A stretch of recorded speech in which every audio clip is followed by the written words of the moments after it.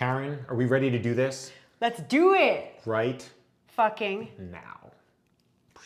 Do we get our cover shot at the start? Oh yeah, 2 fists. I don't think we've done this before. We haven't done this 6 times before. So if you're listening, we always do a cover shot, usually at the end. Usually at the end. We're starting at the end. We're beginning with the end in mind. And that's perfect given our topic that I'm excited to get Oh, into. yes. That's perfect. Yes. What's our topic, Karen? So I wanted to talk about quantum jumping and changing boxes. I was scrolling through Facebook this morning and I had this ad from Mind Valley for a course called Quantum Jumping. And so I checked it out and there's a guy, Bert Goldman, I think it's Goldman, and he's 84 years old, and this guy has mastered quantum jumping, which is the same thing as Dr. Joe teaches in his Changing Boxes meditation. Yes. Which is essentially the multiple universe theory that says there are an infinite number of universes all occurring at the exact same time. And in each of these, we have a twin self or a doppelganger that made different choices. And this doppelganger or twin self is living some version of life, of some reality that we are not because of different choices. So say that we want to be a famous movie star. There is a version of us right now that's living as a famous movie star. Yes. So when you're able to jump to these other universes, you can ask the person questions like, how did you get there? Or really it's a matter of observing their frequency and matching it. And once you match that frequency, what does Dr. Joe say? He says, from that frequency place, you draw your body in this dimension where it is right now to that version of you, and you actually become it. So this guy, Bert Goldman, used to teach a class. I don't know if he still does, but he's 84, like I mentioned, and he was teaching a class at the university, and he said to his students, okay, name any skill that you would like me to master this weekend. And this guy's like 80 at the time. And they're like, okay, how about photography? So he's like, okay. So he does his little procedure to get into an alpha brainwave state, and Yes. he jumps timelines, or he jumps universes. And he asks himself, who is a photographer, okay, what do I do? And the first voice was like, take lots of pictures. And he's like, well, duh. Duh. So he's like, okay, I'll take lots of pictures. And he's like, he got home and he spread them all out on his bed. He had developed them. He's like, these look like crap. So he goes back. He's like, it doesn't work every time, but it works enough that you're going to notice a difference. So if you keep doing it, you cannot fail because you have an infinite number of at-bats. Yes. Like really? Yes. There's an infinite number. So the next piece of advice he got was keep your feet firmly planted. So he goes out and he's by the beach and he's on all these rocks and he's like, oh my gosh, I'm gonna fall. So he like sets his feet like in a tripod so that he doesn't fall over, right? Because he's in the water. Mm-hmm. And he takes multiple pictures from that angle, just kind of turning his body. And then he comes up with this whole new style of photography where he's putting all these different pictures, like one's on top and one's below it and one's off to the right and one's off to the left. And he's got this big 3D conglomeration. I can't remember what he called it, but it's so cool. I'm gonna have to check this out. It's so cool. And he brings this into his students and they're absolutely blown away. And he's talked about one time he was at a place and they were all gonna sing. And he's like, I don't know how to sing. And so he just jumps and he pictured himself as some famous singer that I don't know who it was. And then all of a sudden he could sing beautifully and people start offering him money. He's never sung before. Offering him money to sing at their events. He's like, what is happening? I love that. I love this whole idea for so many different reasons. I was just listening to a Bashar today where he is talking about the overall idea of how existence is actually structured, and it fits perfectly in line with this. And we may have dabbled in it a little bit in past episodes, but the idea that reality is nothing but a series of still frames, and consciousness, your particular consciousness and intention picks which of the frames you're going to cycle through. And it seems like they're linear, but in fact, you're just pulling all these still frames together to create this linear idea. So from that structure of existence, quantum jumping seems totally logical and reasonable. You just decide, oh, I'm going to pick more of these frames and less of these frames. The pivotal element seems to be A, like recognizing the possibility, wait, this is a thing I can do. And then B, like we were talking about in the last episode, like deciding that's the direction you want to go before you even start. You like get out ahead of it with that intention instead of just being in the cycle. Well, I did this every other day for the last year or 2 or 10. I'm just going to keep doing that. You like intentionally set a new state of being, select it, and then according to Bashar's formula, you act on it. And it sounds like that's exactly what this guy's doing. Gets in the alpha brainwave state, selects it, and then goes out and does it. Well, what do I got to do to like... So it's really cool. so mind-blowing to me that you could pick up a skill like singing, like that we associate as having a talent. Yes. So maybe we could learn to be like basketball players and dunk. Yes. Yes.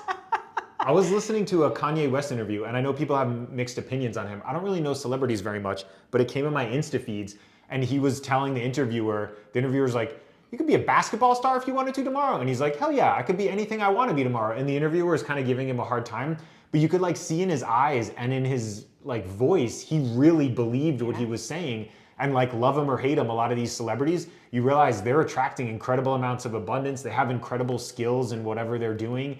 So they've obviously figured something out. And it seems to be that like real belief in the possibility and then taking the actions of selecting that probability to make it happen. And what a fun game. Like even, he was talking about a way of setting intentions really, really quickly using what he calls the Bagha, B-A-G-H-A, which is a chakra point. He said it's in the soft palate. And if you stick your tongue up there and set an intention before you go, like, I'm gonna find a really great parking place. I'm gonna order the best thing on the menu. And just like holding your tongue up there while you set this intention, he's like, you would be amazed at how well it works. That's cool. I'm like, that's so cool. And what a fun game. Like, what else are you doing? That's my favorite saying. Yeah, that is a great one. That immediately releases resistance. Like, what else you doing? Yeah. Right? We're here anyway. What else?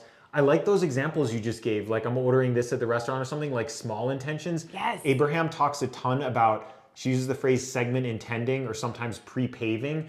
And it's that same idea of not being sloppy in your thinking, but deciding what you prefer ahead of time and then rehearsing the thought and the emotion and the state of being associated with that just on a small regular basis. You're gonna head somewhere anyway. Like, I'm gonna go for a 10-minute drive. Why don't I take, what else am I doing? Let's take 60 seconds before I actually get in the car, see all green lights, see no traffic around me. Like, what do you got to lose? Why not play with that every time?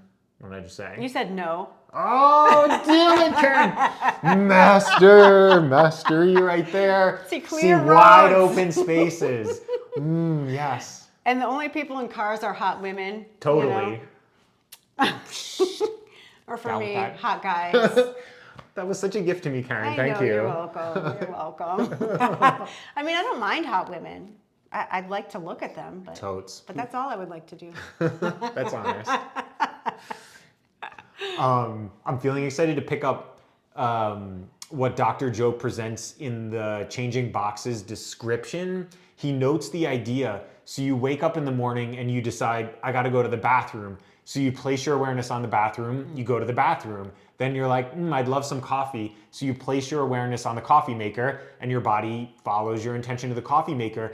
Just given that logical sequence, why couldn't you place your intention on being on a private jet with a lot of focus and intention and seeing if your body is somehow going to follow you to there? Ooh. You don't logically know how, but you can envision yourself there. You can feel the emotion and set that as the point with like no regard for reason of logic and see if your body's able to follow it. And he suggests you can. And it really, like, if you look at the actual logical elements of the sequence of what we're doing all day, I'm hungry, I'm going to eat, I got to go to work, I'm going to drive. Like, our body is always following what we're placing our focus on first.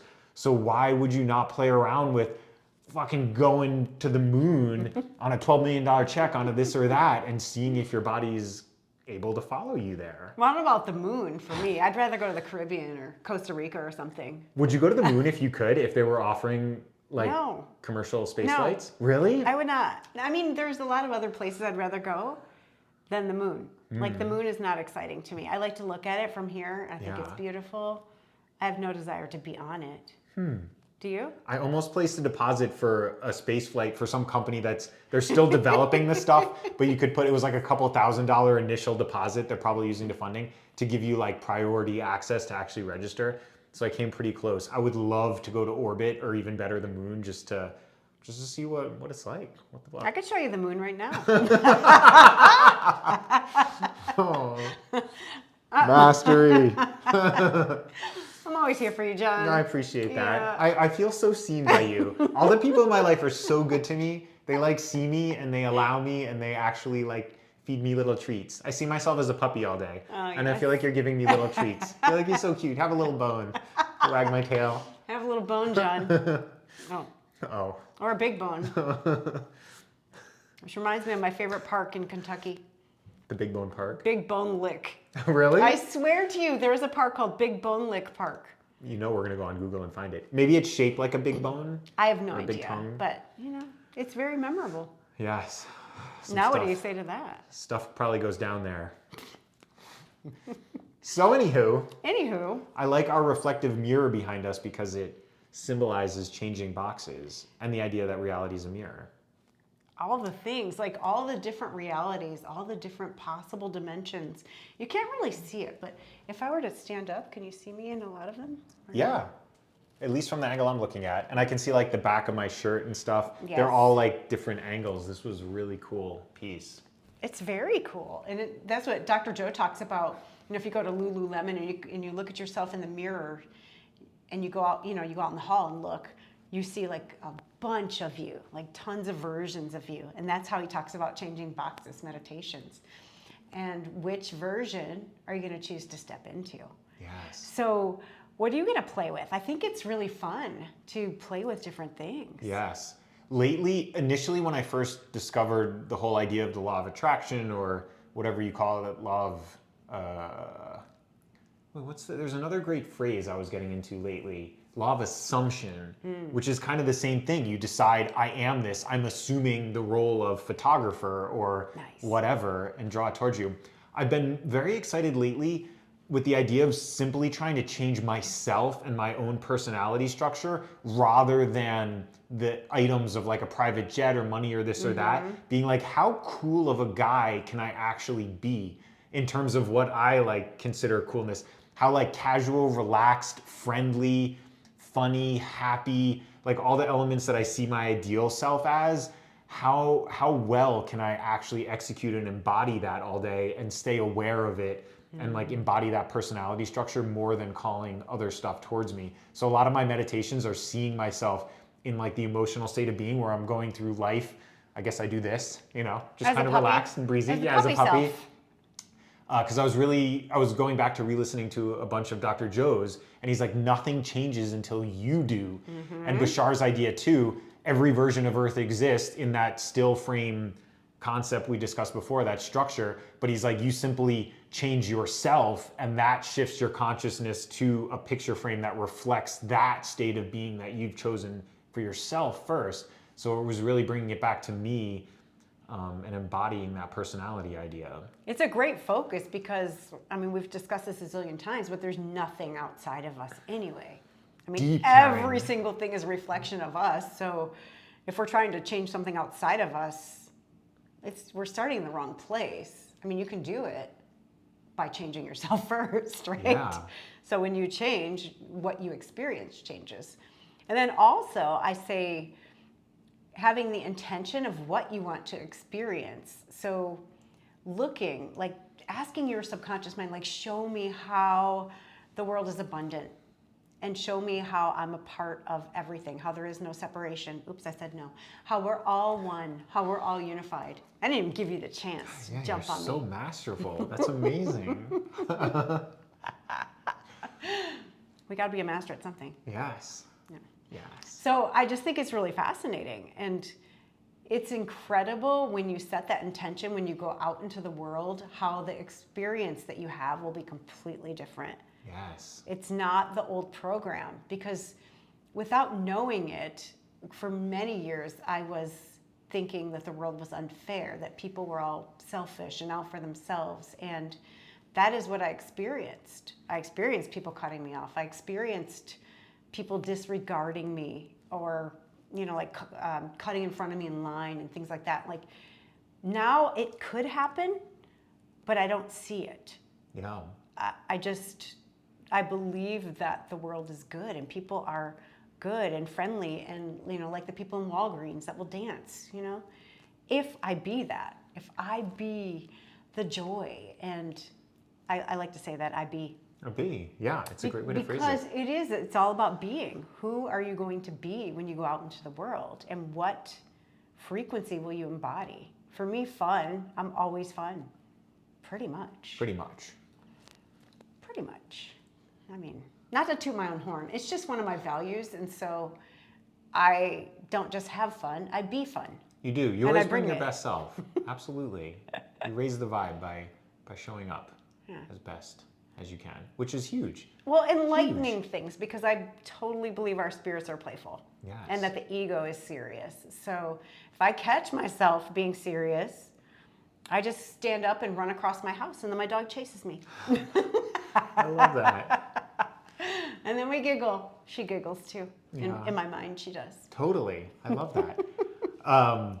Picturing a dog giggling is going with another technique I've been using from Neville Goddard, which he calls the shears of revision, which is something, it's maybe kind of similar to the pivot like we were talking about in the last episode, but I find it lighter and easier. So just an example, someone will say something that I don't prefer, and I'll like look at it and then I'll be like, emotional sting. Like, that's not my truth. And then if I'm aware enough and in a great state, while they continue talking, I'll take a couple seconds and be like, I instead just heard them say the exact opposite of what they just said, and like see and picture them for a second saying the opposite. And I've played with it a few times in the last couple weeks, and I've had fascinating results come back, specifically with key words. A lot of times I'll pick a key word in what they're saying and like zero in on that because it represents like a state of being or a thing or an idea that I very much prefer. And then all of a sudden I'll start hearing other people like giving that unique word back. So what happens like in the moment, like with the person that you've practiced with?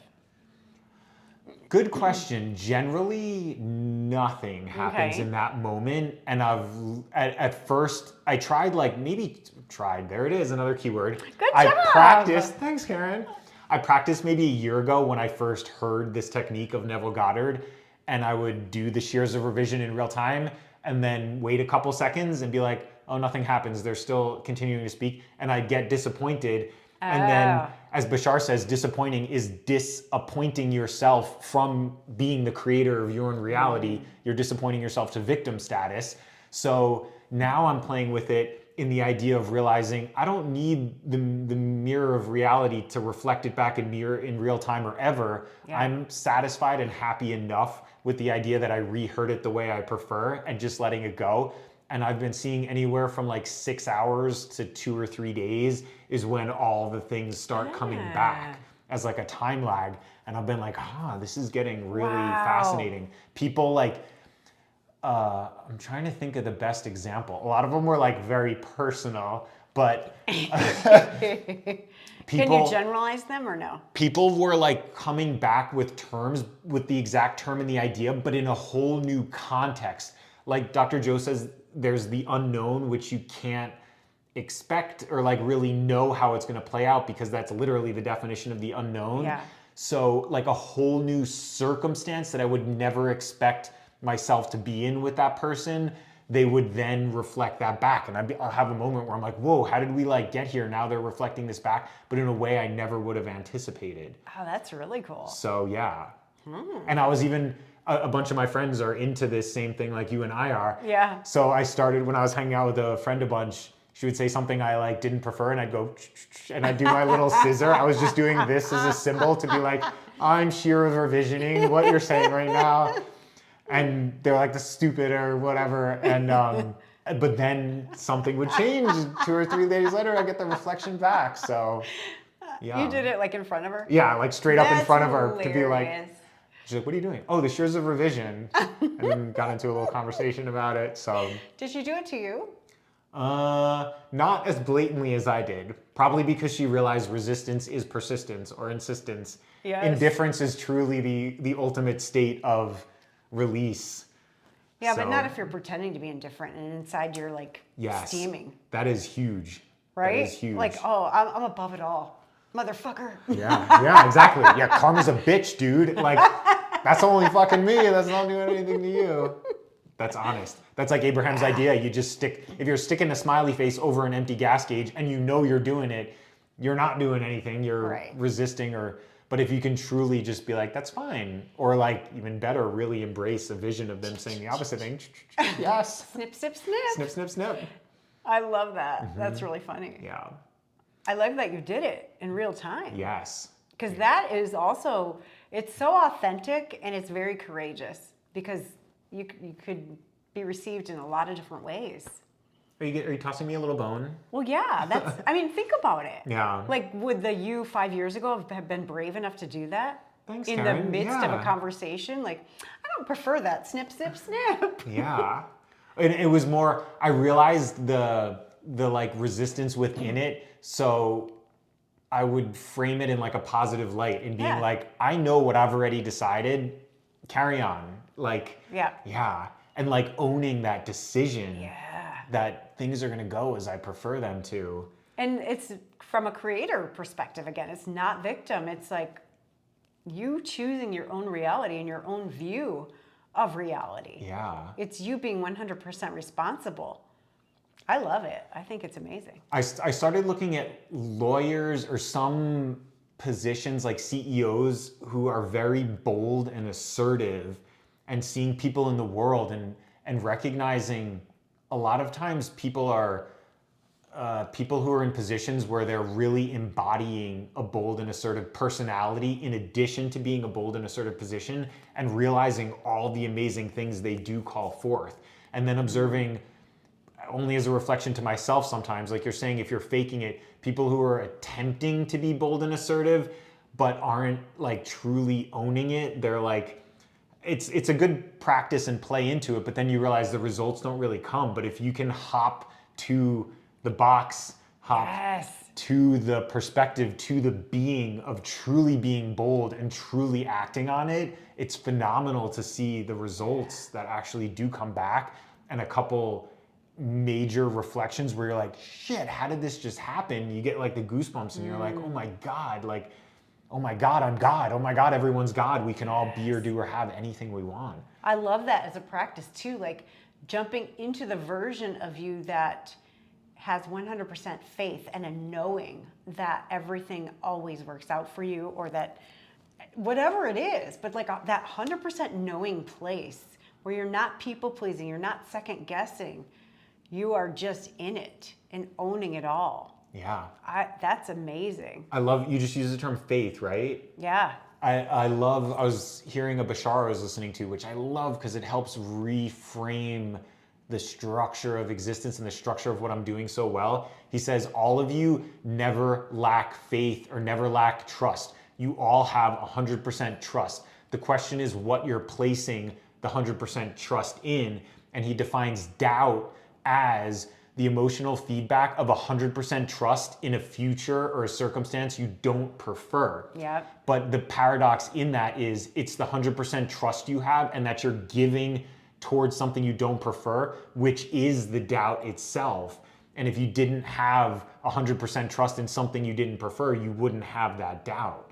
So it's a really cool way to reframe it. And he explains the same frame of reference in terms to like manifesting, where he's like, you're not calling forth something outside of you into your existence. It already exists. I think it's his second or third law. Everything is here and now. It's just at different frequencies. So when you hop boxes, you're not calling something from far away to you. It's right here, right now. It's just dependent on me to shift my frequency, and it's already an experience that's occurring. So, yeah, it's so empowering. Yeah, everything says that. Everything I've read, like the book A Happy Pocket Full of Money, is like you're standing in a sea of flowers. Like you're in this meadow of flowers, which is abundance, which is everything you could possibly want, but you can't see it. Like you can see only one petal. And it's a matter of opening your perspective and seeing that everything is already here. Yeah. And he's like, get a picture of like a meadow of flowers to remind yourself that you're already in it. Like it's not separate from you. It's just a matter of becoming that match to it, that vibrational match. So cool. Abraham says that too. She says at any given time, I've heard her throw out different numbers, but usually it's at least the lowest I think I've heard is 10 and the highest is over 100. But she's like, in any given instant that you prefer, desire something, source has given you 100 paths to bring it towards you in any time frame from 1 second to infinite amount of time, but they're all immediately accessible to you. But if you're not in the vibration of receiving or in the vortex, which is basically a state of happiness, you literally can't see it because you can only perceive what you're the vibration of. Yes. So it's crazy to think it's right in front of you. And I was actually asking her about that. I got on the hot seat on one of the cruises. And if you embrace the idea of something being lost or missing, you're choosing a state of being that like literally veils yourself, because whatever state of being you decide you're in is what you're able to perceive. When you're like, shit, I lost this item, or like, shit, someone died, they're lost forever, you get the emotional feedback. That feels terrible because your inner being or yourself is like, I disagree with this, you can have it, and your core vibration is to have it. So you get the emotional feedback, but you're literally deciding then, I'm not gonna perceive what I want because I decided it's lost. And just like watching the words try or no, or these subtle things that seem like they don't matter at all, matter 100%. Yep. I am juiced right now. Everything matters. It's so fascinating too. And it's a matter of stalking, like stalking your thoughts, stalking your emotions. And if you've ever had a breakup and you've stalked your ex maybe on Facebook or something, why don't you put that type of energy toward stalking your thoughts, stalking your emotions? Because that will fucking catapult you. Like you can change boxes like that in an instant if your focus is on the right thing. And getting into that relaxed alpha brainwave state where you are able to really let go of all your senses and the sense that you have a body and you're a person and you have an identity, it's so much easier to jump and to become this other frequency. I don't know, I'm juiced to play with this stuff. Yeah, me too. I have a really exciting thought to toss out because I don't have a clear knowing or understanding of what it is, and that is when you hop boxes. I've thought about this a bunch. When you hop boxes, do you simply suddenly realize I'm already here, or is there a string of logical circumstances or incidences that play out to bring you to that point? Have you had any experience or do you have any understanding of that? I think it's really interesting. I think my understanding is that you are meeting a version of you that's already living this way, and you are matching the frequency. And then you can also ask that version of you questions like, how did you get here? What's the next step for me? And you're matching that frequency while taking those actions. But there is, the piece that's missing for a lot of people that are in the manifestation world is that action piece. It's that masculine energy where you actually get to take the actions that the successful version of you already took. Yeah, that makes sense. So you see like a sequence of a bridge of incidents? I don't know that you need to know the whole sequence, but one. Like, okay, what's my action step? Yeah. And then once you do it, I think action creates clarity. Yeah. And then the next step, appears before you get there. Yeah. You go to put your foot down, there's another step. Yeah. And by taking those actions, you're going to get clarity in either direction. Like, okay, that brought me closer to what I want, or that brought me further away. And then you can always get back into a meditative state and say, okay, what's next? Yeah. Like the guy, Burt Goldman, he took all these pictures that sucked. Right. Take a lot of pictures. Okay, these sucked. Now what? Yeah. He went back in. Yeah, well, you start with that. Plant your feet. Plant yourself. That makes logical sense. I'm actually thinking, I was originally going to throw out this idea from Bashar, or suggest it, but it still follows suit with that.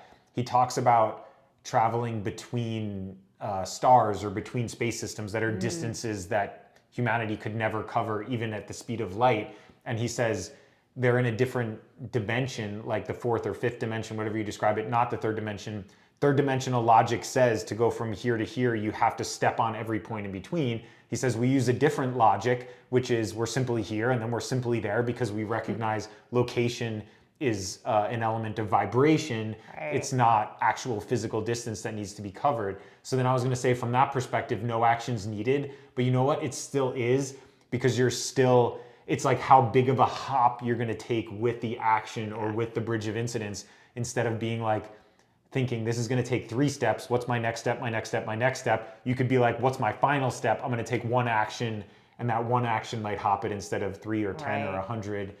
You decide, I guess. And I think it gets easier and there's less action required once you master it. Yes. But right now I haven't mastered it. Yes. So it's right now it's more theory for me. Yeah. So, you know, they talk about people in some books that can translocate. And we've mentioned this, right? They can, just like Bashar is saying, it's like we're here and then we decide to be here, so we're there.